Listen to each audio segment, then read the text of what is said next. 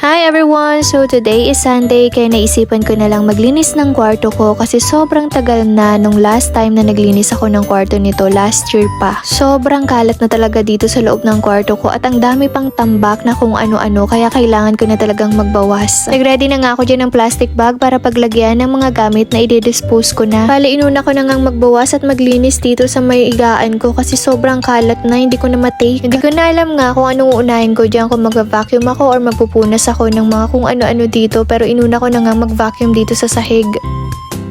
Tinanggal ko muna saglit itong foam at photo na hinihigaan ko kasi sobrang maalikabok na, hindi ko na din matik yung kate. After ko nga mag-vacuum dyan sa higaan ko ay tinanggal ko na rin yung mga bedsheet at pundasaunan para labhan na din.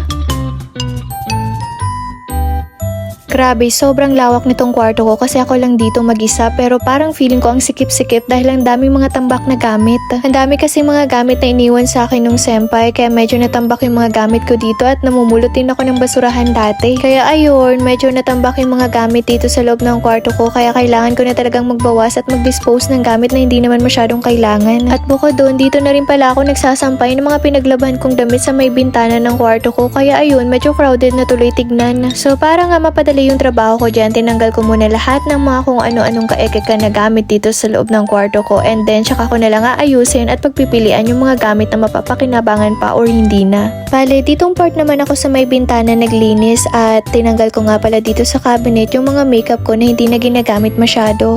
And after that, dito sa part ng mga damitan ko naman ako naglinis at nagtanggal ng mga damit na hindi ko na kailangan. Bale, halo-halo na rin ng mga gamit ang meron dito sa loob ng aparador at kasama na rin dito yung mga gamit ng mga kasama ko. Bale, mostly ito yung sa gitna na ginagamit ko at pinaglagyan ko ng mga damit ko at meron din sa baba yung kalahati, yun ang ginagamit kong space. So bale, yung kalahating space nga pala dito sa pinakababang aparador ay mga kagamitan na nung kasamahan ko yung nakalagay. Mostly mga maleta nila at mga gamit na malalaki yung nakalagay dito. So bali naglabas na nga ako dyan ng plastic bag para paglagyan itong mga damit ko na hindi ko nagagamitin. Actually, hindi ko pa talaga nagamit yung mga damit na yan kasi bigayan sa akin ni Mama Sang at yung iba naman bigay nitong mga kasamahan ko. Tsaka ko na nga lang na-realize na sobrang dami na pala ng mga damit ko at never ko pang nasusuot yung iba kaya naman sayang naman, kailangan ko na lang i-dispose at ibigay sa mga kohay. Mostly mga long sleeve at mga pang winter tong damit kaso hindi ko siya masyadong nagagamit kasi kung ano yung makuha ko yun ang sinusuot ko na damit. Yung iba naman ng mga damit na bigay sa akin ni Mama Sang is bago pa at meron pang mga price tag kaya naman sineparate ko na din para ipadala na lang din sa Pinas. Actually nung una nga medyo nangihinayang ako nitong mga damit, parang gusto ko na lang gupitin para magamit ko pa or gawing crop top pero sabi ko naisip ko ibigay ko na lang sa mga kohay at least mapapakinabangan pa nila.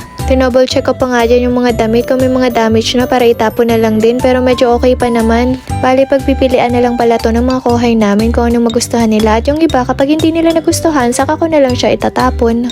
Actually, medyo nagloading ako dyan kasi hindi ko alam kung saan ko ilalagay yung iba pang mga gamit kasi sobrang dami pa. Wala na akong mapaglagyan ng mga damit ko sa mahigaan kaya dito na lang ako nagtupay sa may aparador. Medyo madami-dami nga yung mga tinupi ko dyan na damit at inabot lang naman ako ng 2 hours ng paglilinis ng kwarto. So sobrang dami nga, hindi na rin maayos yung pagtupi ko kasi nga medyo pagod na din ako ng mga oras na yan. Nalipasan na nga ako ng gutom dyan at mga 2 PM na ako nag-lunch kaya wala na akong masyadong energy ng mga time na yan.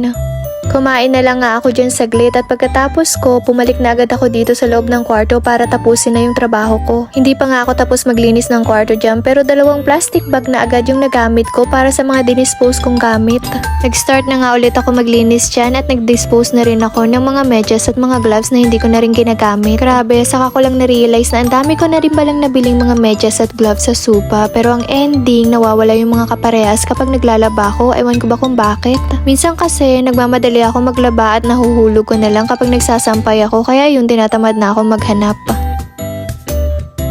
Pagkatapos ay nandito naman ako sa may higaan ko nagtupi ng damit. Ito nga pala yung mga kinuha kong sinampay kanina. Pala ito nga pala yung mostly or paulit-ulit lang ng mga damit na ginagamit ko kasi ito lang yung nakukuha ko at nasa hibabaw ng mga damitan ko. Tinatamad na kasi ako magkalkal. So same scenario pa rin, hindi masyadong maganda yung pagkakatupi ko dyan pero basta maayos lang tignan, okay na sa akin yun. Pagkatapos ko nga magtupi dyan ay nagpalit na rin ako ng mga punda sa unan at bedsheet at kumot na rin.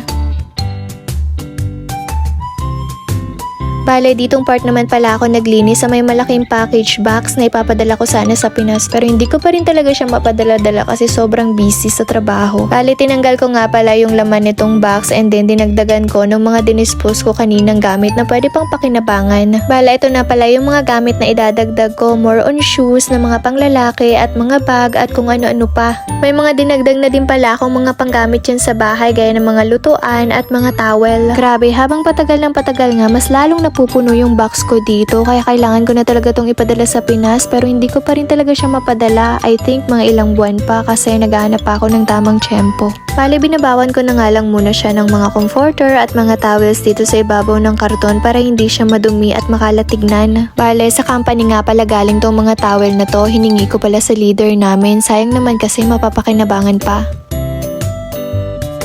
At eto nga pala yung ibang mga damit na bigay sa akin nung senpai. Naisip ko ilagay na lang dito sa maleta kasi wala na akong mapaglagyan. Meron nga pala tong halong mga pambatang damit. Bale, ito nga pala yung mga nakuha ko before. Sasabay ko nga din pala to pagpadala ng package kaso nga hindi ko pa din siya mapadala-dala at feeling ko 2 box talaga yung magagamit ko if ever man mag-send ako. Grabe, napuno na nga agad yan yung maleta ko kaya naman nilagay ko na sa may tabi para hindi siya masyadong makalatignan at nag-vacuum na rin ako para matapos na yung paglilinis ko.